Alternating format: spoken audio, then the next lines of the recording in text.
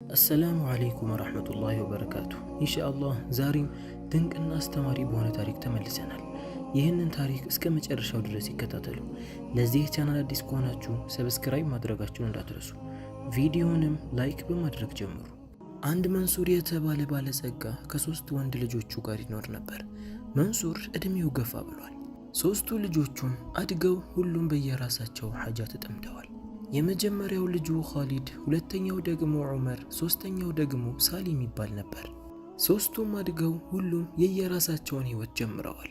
በዚህም ሁኔታ ላይ ሳሉ አንድ ቀን አባት መንሱር ይታመማል። ህመሙም ትንሽ ከበድ ያለ ስለነበር ስራ መውጣት አቅቶት እቤት መዋል ጀመረ። እቤት በሚውልበት ሰዓት ግን የሩቅ ዘመዶቹ ከዛም አልፎ የስራ ጓደኞችና ባልደረቦቹ እየመጡ ይጠይቁታል። ነገር ግን የገዛ ሶስት ልጆቹ እሱን መተው አልጠየቁትም። እግረ መንገዳቸውን ወደዛ ጎራ ሲሉ ነበር የሚጠይቁት። በዚህም አባት በጣም ያዝናል። አንድ ቀንም ልጆቼ እንዲህ ይጨክኑብኛል ብሎ አስቦ አያውቅም ነበር። ከህመሙ በላይ የልጆቹ ነገር አስጨነቀው። ከተወሰኑ ጊዜ በኋላም ህመሙ እየለቀቀው ይመጣል። መንሱር ታሞ ቤት መዋል ከጀመረ ወራት አልፈዋል። አንድ ቀንም የመጀመሪያው ልጅ ኻሊድ እንዲሁም ሁለተኛው ዑመር አባታቸው ጋር ይመጣሉ። አባት ምናልባት በስተመጨረሻ ሊጠይቁኝ መጡ ብሎ አስበው ነበር። ነገር ግን ገብተው ኻሊድ ስለ ንግድ ነበር የጠየቀው። ዑመርም እንደዛው በስራ ዙሪያ ስላሰበው አዲስ ፕሮጀክት ይነግረዋል። አባት መንሱር ግን በጣም አዘነ። በዛ ሰዓት ምንም አላላቸውም ነበር። ልጆቼ ከኔ በላይ አብልጠው የሚፈልጉትና የሚጓጉት ንብረትን መሰብሰብ ብቻ ነው። ስለዚህ አንድ ነገር ማድረግ አለብኝ እነሱን የሚያስተምር በማለት አንድ ፈተናን ሊፈትናቸው ወሰነ። መንሱር አንድ ኢድሪስ የተባለ የቅርብ አማካሪ ነበረው። መንሱር ኢድሪስን በጣም ይወደዋል። እሱንም ያስጠራውና የተበጫጨቀና የተቸገሩ ሰዎች የሚለብሱትን ልብስ አምጣልኝ ይለዋል። ኢድሪስን በጣም ደነገጠ። ለምን ፈልጋችሁት ነው አላቸው። መንሱርም ያሰበውን ሐሳብ ሙሉ ለሙሉ ለኢድሪስ ይነግረዋል። ኢድሪስን በታዘዘው መሰረት ያንን ልብስ ያመጣለታል። መንሱርም ልብሱን በሚገባ ለበሰ። ፊቱንም ሸፋፈነ። ሌላ ሰው ቢያየው መንሱር በማይመስል መልኩ ሙሉ ለሙሉ ለወጥ አለ። ይህን ያደረገው ልጆቹ ለመፈተን ነበር። እኔ ታምሜ የማይጠይቁኝ ከሆነ ከተቸገረ ሰው በላይ አብልጠው የሚፈልጉት ንብረትን ከሆነ እስቲ ዛሬ በደንብ አጣራለሁ በማለት ነበር። መንሱር መጀመሪያ ያመራው የመጀመሪያ ልጁ ኻሊድ ቤት ነበር። ኻሊድ ጋርም ሄደ። ኻሊድ በወቅቱ እቤቱ ከልጅና ከሚስቱ ጋር ቁጭ ብሎ ምሳ እየበላ ነበር። መንሱርም ወደዛ ሄደ። ፊቱን ስለሸፋፈነ አያውቀውም። እባክህ ልጄ እረቦኝ ነው፣ የሚበላ ነገር ካለ ላስቸገረ እባክህ እያለ ይለምነው ጀመር። ኻሊድ ቀና ብሎ ራሱ ፊቱን በደንብ አልተመለከተው። የሚበላ ነገር ጨርሰናል፣ ሌላ ቦታ ሞክር ይለዋል። መንሱርም እባክህ አባት የለህም? እንዲህ በርህ ላይ ቆሜ ተቸግሬ እየጠየቅኩ ምግብ አልቆም ከሆነ የተወሰነ ሳንቲሞችን ስጠኝና ገዝቼ ይበላለሁ በማለት እየለምነው ጀመር። ኻሊድ ግን ጭራሽ ሊያወራው ፈቃደኛ አልሆነም። ወደ ኋላ ዞሮ ወደ ቤቱ በመግባት የሚበላ ነገር የለም አልኳችሁ አይደል እንዴ፣ ከዚህ ሂዱ በማለት ያባራቸዋል። መንሱርም የልጁ ተግባር በጣም አሳዘነው። አባቱ መሆኑ አውቆ የገፋው ያህል ነበር የተሰማው። በኻሊድም ተግባር እያዘነ ወደ ሁለተኛ ልጁ ዑመር ጋር ያመራል። ወደ ዑመር ቤት ሲሄድ ዑመር ቤት አልነበረም። ወደ ሱቅ እንደወጣ ይነገረዋል። ወደ ሱቅም ያመራል። ዑመር ሱቁ ቁጭ ብሎ የተሸጡ ዕቃዎችን በመመዝገብ ሽጦ ያገኛቸውን ገንዘብና ብሮች በማስተካከል ላይ ነበር። መንሱርም ቆሞ እባክህ ልጄ በጣም ርቦኝ ነው፣ ከሩቅ ቦታን የመጣሁት፣ የሚበላ ነገር ካለህ ጠይቀኝ፣ አሊያም ደግሞ የተወሰነ ሰደቃን ስጠኝ በማለት ይለምነው ጀመር። ነገር ግን አሁንም ዑመር ከኻሊድ የዘለለ መልስን አልመለሰም። በእጁ ወደ ውጭ እያመላከተ እባካችሁ እቤቱን ለቃችሁ ውጡ፣ የሚበላ ነገርም ሳንቲምም የለም። መንሱርም መለማመጡን ቀጠለ። እባክህ ልጄ አባትህ አልሆንምን? ተቸግሬ ቆሜ እያየኸኝ እያለ ለስለስ ያለ ቃላቶችን ይናገረው ጀመር። ዑመር ጭራሽ ልበ ደረቅ ሆነ። ያላችሁት እኮ ስራ ቦታ ነው፣ ስራ ቦታ ለምን ትረብሻላችሁ? የለኝም አልኳችሁ አይደል? ሌላ ቦታ ሂዱ በማለት ይገፋቸዋል። መንሱርም በጣም አዘነ። አንገቱን እንዳቀረቀረ ከሱቁ ወጣ። ተቸግሬ አባቱ እንደሆንኩኝ አውቄ በመጣ ራሱ እንዲህ የሚገፋኝ በማለት በጣም አዘነ። አሁን የተቀረው ሶስተኛ ልጁ እና የሁሉም ታናሽ የሆነው ሳሊም ነበር። ሳሊም ጋርም አመራ። ሳሊም ከጓደኞቹ ጋር ቁጭ ብሎ በመዝናናት ላይ ነበር። ከአጠገባቸው የጣፋጭ አይነትን አስቀምጠው በመብላት ላይ ሳሉ መንሱር ወደ እነሱ ይገባና እባክህ ልጄ በጣም ርቦኝ ነው፣ ከምትበሉት የተወሰነን አካፍሉኝ በማለት ይለምነው ጀመር። ሳሊምም ወደ ጓደኞቹ ዞሮ አባቱ ላይ በማሾፍ አባቱ እንደሆነ ባያውቅም እኒያ አዛውንት በጣም ተጫዋች ናቸው፣ የሚበላ ነገር ፈልገው እኮ ነው የመጡት ይልና በልተው ያስቀመጡትንና ያስተረፉትን ምግብና ፍራፍሬ አንስቶ ይሰጣቸዋል። ቦታው ላይ ብዙ የሚያማምሩ ያልተበሉ ብዙ እሸቶች ቢኖሩም ሳሊም እሱን መስጠት ተጠይፎ በልተው ያስተረፉትን ይሰጡታል። መንሱር ምንም አላለም፣ የሰጡትን ተቀብሎ ወጣ። ሶስቱ ልጆቹ ጋር የሚያየው ባህሪ በጣም አሳዝኖታል፣ ልቡንም ሰብሮታል። በዚህም ሁኔታ ወደ ቤት መመለስ አልፈለገም። በዛው ባለበት ሁኔታ ድጋሚ እነሱን ሊፈትናቸውና ሊሞክራቸው ፈለገ። ምናልባት ሌላ እድል ልስጣቸውና ከተሻሻሉ በሚል ነበር። ወቅቱም እየመሸ መጣ። መንሱርም ከአንድ ዛፍ ጥላ ስር ቁጭ ብሎ ተክዟል። ተቀምጦም ሳለ ከኋላው የሚመጣ አንድን ድምፅ ሰማ። አንድ እንደሱ የተቸገረች በልመና ላይ የተሰማራች አዛውንት ነበረች። መንሱርን ስትመለከተው ወንድሜ ሆይ ምን ሆነህ ነው? ረቦህ ነው እንደዚህ የተቀመጥከው? ቆይ እኔ ከያዝኩት ላካፍልህ ትለውና ከሱ አጠገብ ቁጭ ትላለች። ከያዘችውም ደረቅ ዳቦ ታካፍልና ለመንሱር ትሰጠዋለች።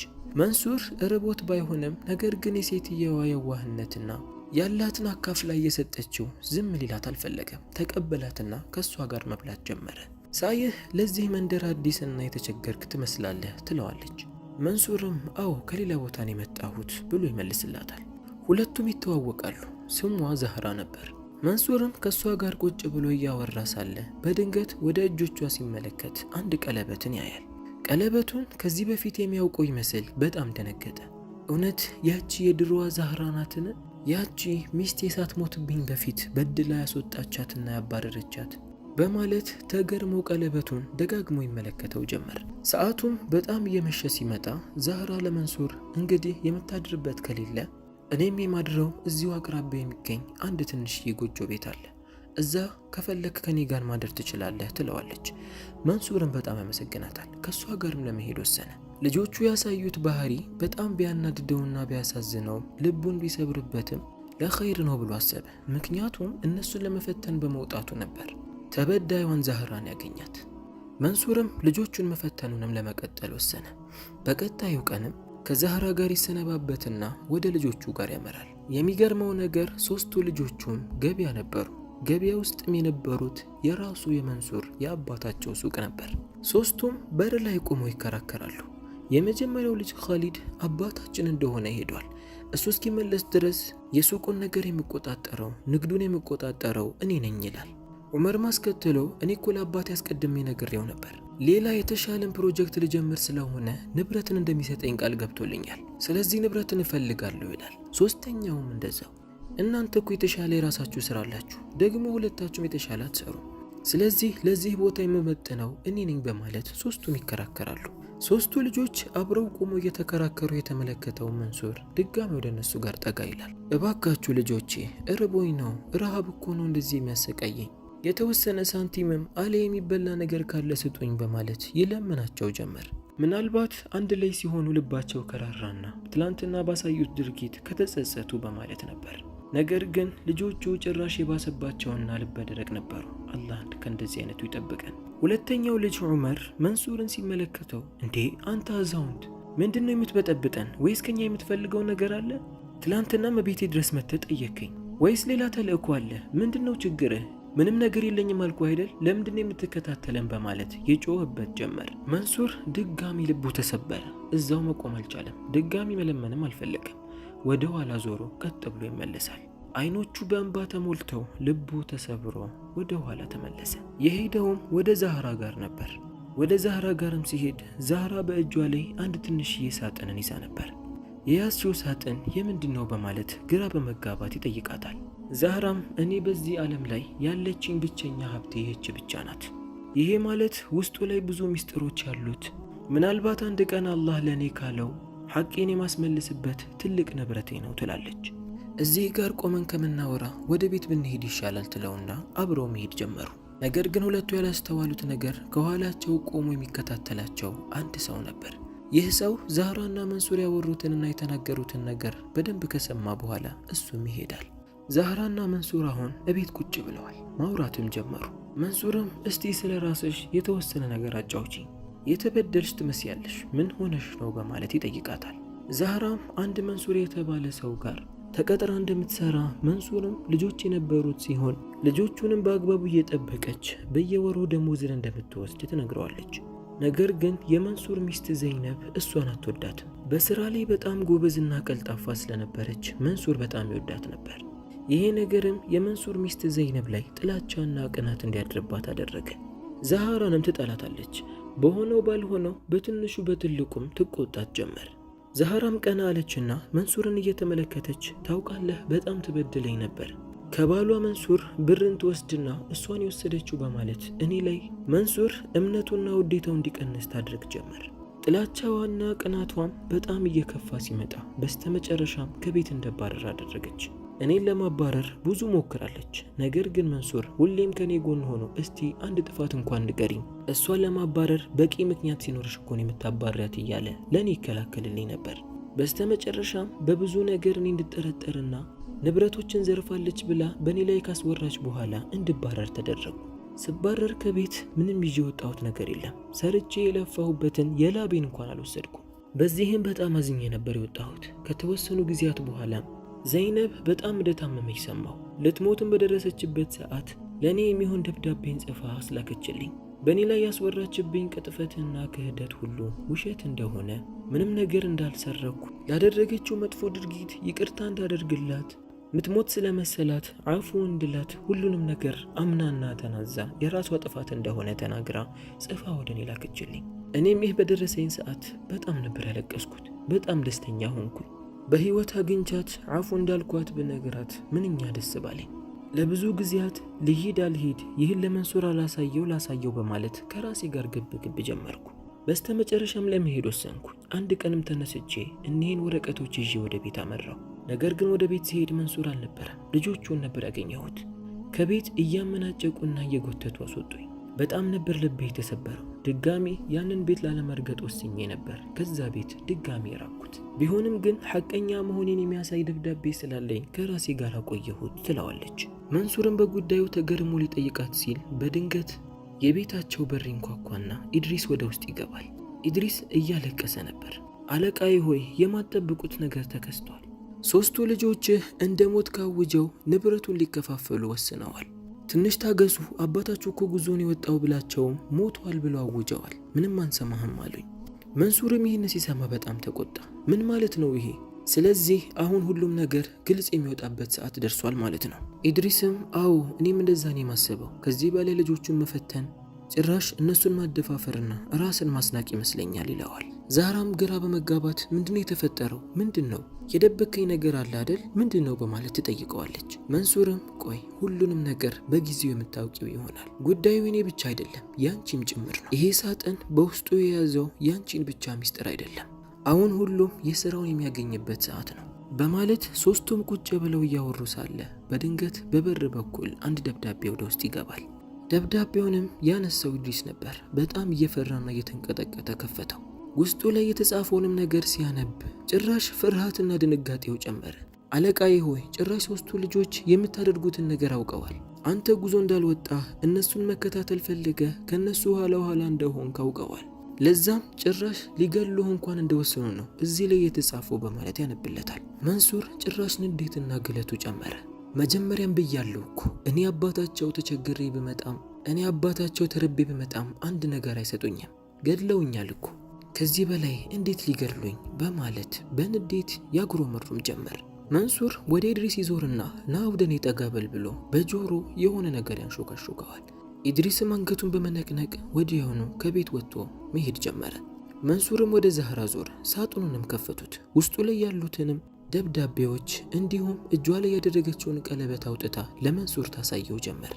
ሁሉንም ነገር ሲያስተውል እውነት ሚስቱ የጻፈችውና ሚስቱ በስተመጨረሻም አምና እንደሞተች አወቀ። ማታውንም እዛው ከዛህራ ጋር አሳለፈ። መተኛት አቃተው። እንዴትስ ይተኛ?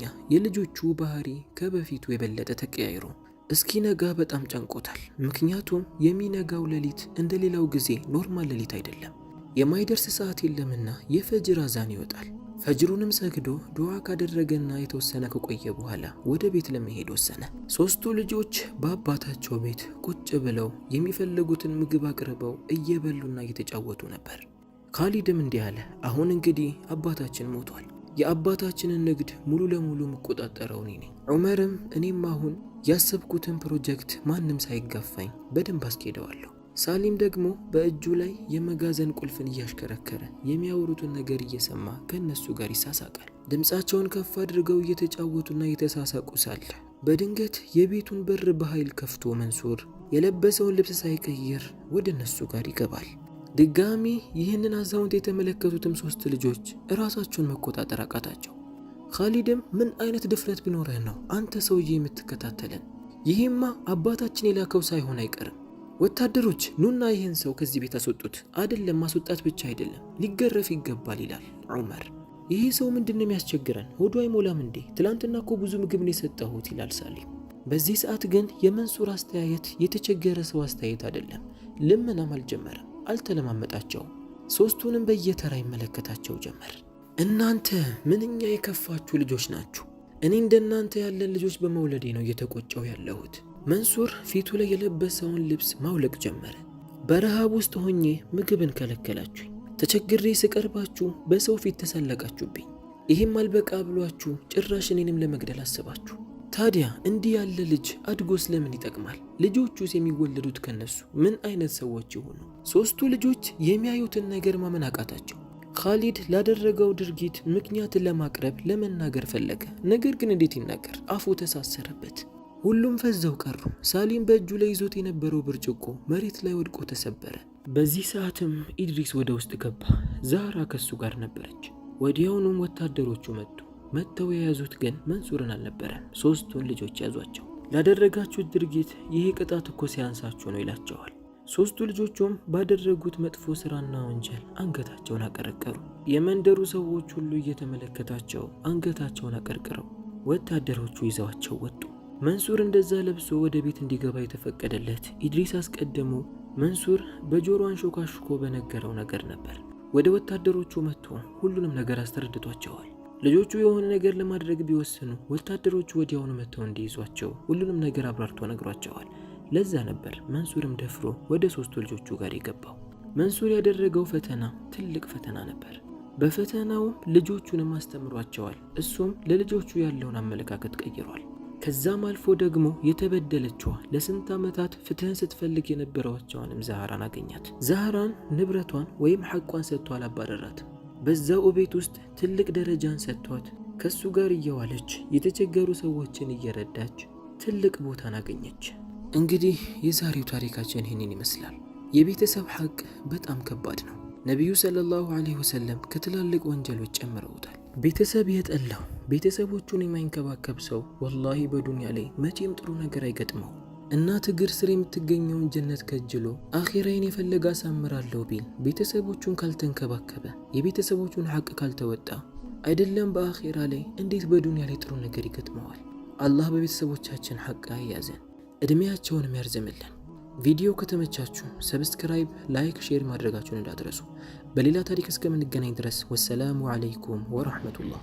አልሐምዱሊላህ ረቢል ዓለሚን አርረህማኒር ረሂም ማሊክ የውሚዲን ኢያከ ነዕቡዱ ወኢያከ ነስተዒን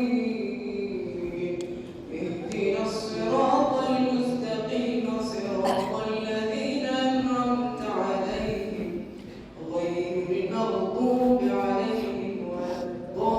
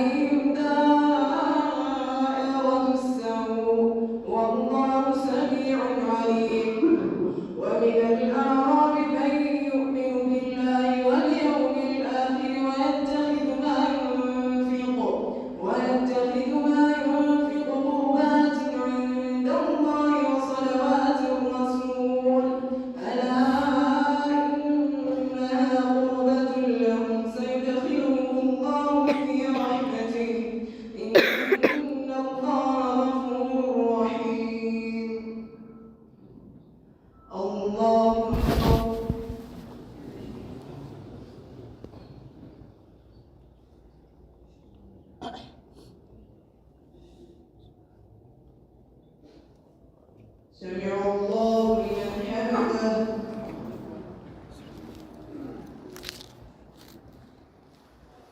الله أكبر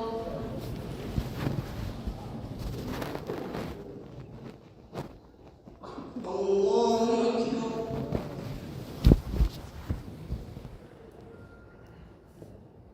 الله أكبر